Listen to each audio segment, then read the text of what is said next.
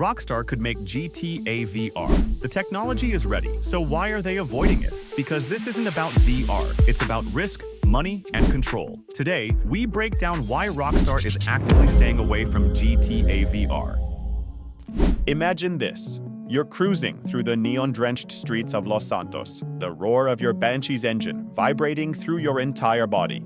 You've glanced to your right, and there's Lamar, actually sitting in the passenger seat. You're not just playing GTA, you are in GTA. This is the dream, right? Grand Theft Auto in full glorious virtual reality.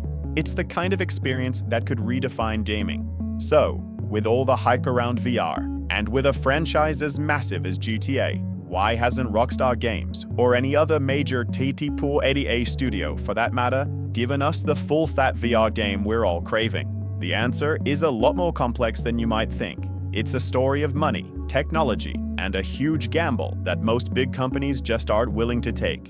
Let's start with the most obvious reason: money. Creating a 2 ATA game is astronomically expensive. We're talking hundreds of millions of dollars. Grand Theft Auto V reportedly cost over $265 million to make and market, and that was back in 2013. A new GTA title today would likely cost even more. Now, a company like Take-Two, Rockstar's parent company, isn't just throwing that money away. They're making an investment, and they expect a massive return. GTA V has sold over 200 million copies, generating billions in revenue. It was a sure bet. VR, on the other hand, is anything but. The VR market is still a niche.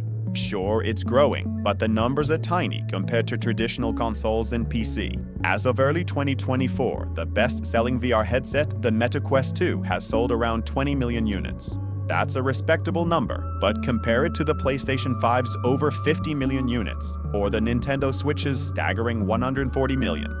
If Rockstar were to make a VR-exclusive GTA, they'd be developing a $500 million game for an audience that is a fraction of their usual market. The math just doesn't add up. They could never recoup their investment, let alone turn the kind of profit their shareholders expect.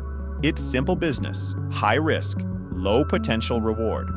But what if they didn't make it a VR exclusive? What if they just added a VR mode to GTA 6, like some games do? That seems like a perfect compromise, right? Well, that brings us to the second major hurdle, the technology and design challenges. Creating a good VR experience is not as simple as just strapping a camera to the player's head. It requires a fundamental redesign of the entire game. Think about the basic act of moving around. In a normal game, you push a stick and your character runs.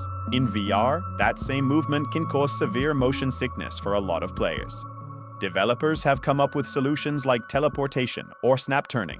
But can you imagine trying to pull off a high-speed police chase by teleporting your car down the highway?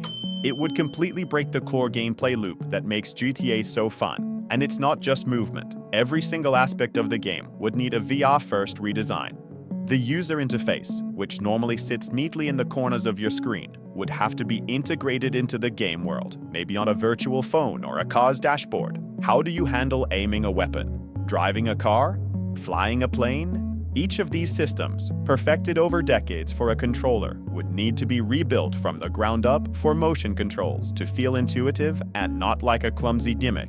A half-baked VR mode tacked onto a traditional game often feels worse than no VR mode at all. For a studio like Rockstar, known for its obsessive attention to detail and polish, releasing a clunky, sickness-inducing VR mode would be a stain on their reputation.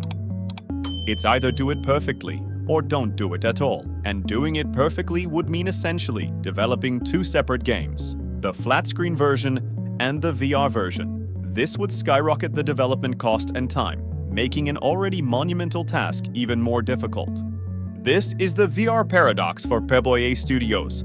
A simple port feels cheap and doesn't work well, but a proper dedicated VR version is too expensive for the current market size. So they're stuck. They can't justify a full VR title financially, and a simple VR mode would compromise the quality they're known for. So, are we doomed to never experience a true AAA open world in VR? Well, not exactly. The dream isn't dead. It's just being kept alive by a different group of people, the modding community. Passionate fans have taken it upon themselves to do what the big studios won't.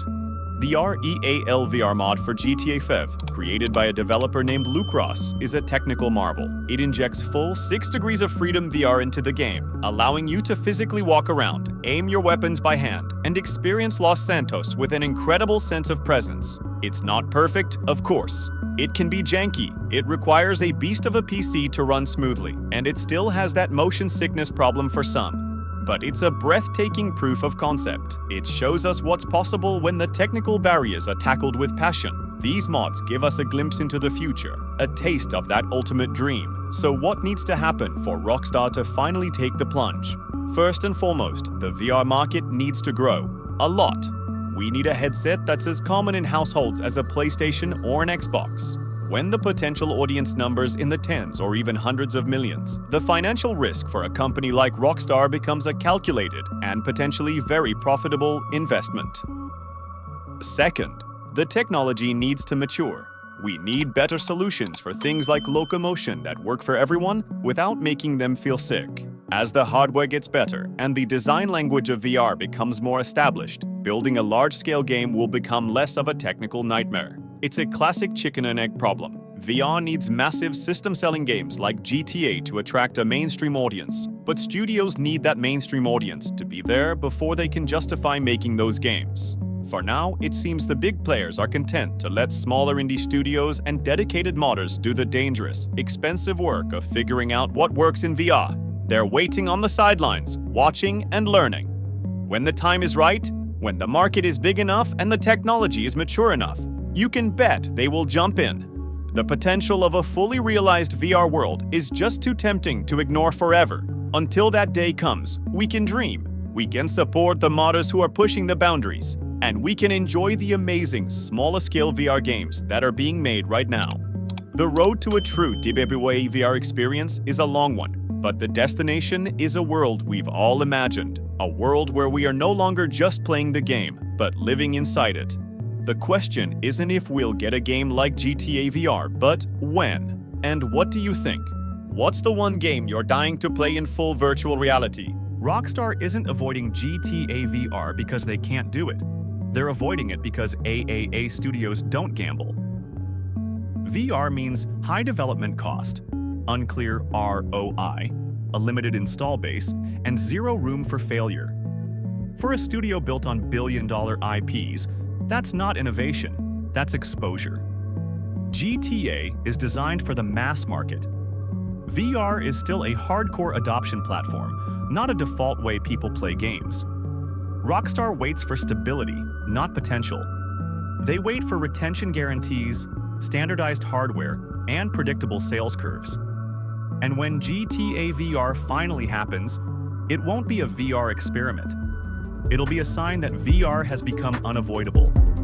If you enjoy deep industry analysis, hit like, subscribe, and stay tuned.